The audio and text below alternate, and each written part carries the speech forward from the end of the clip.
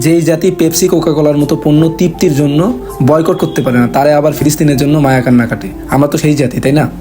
আমরা সবাই জানি যে ফিলিস্তিনে মুসলমানদের উপর কী পরিমাণ অত্যাচার হচ্ছে, সেইটা নিয়ে আমরা কিছু করতে পারতেছি না, কারণ আমাদের সেই সামর্থ্য নেই। আমরা এতটা অসহায় যে আমাদের পাশের কোনো দেশও না যে আমরা যে তাদের কোনো হেল্প করব, বা আমাদের আল্লাহ এমন কোনো ক্ষমতা দেয় নাই যে ক্ষমতার উপর নির্ভর করে আমরা তাদের কোনো উপকার করতে পারি বা এরকম কিছু। আদনান সাহেব একটা কথা বলছিল আজকে যে আসলে ফিলিস্তিনের মুসলমানদের জন্য আমাদের যে মায়া কান্না, এটা না কান্না করে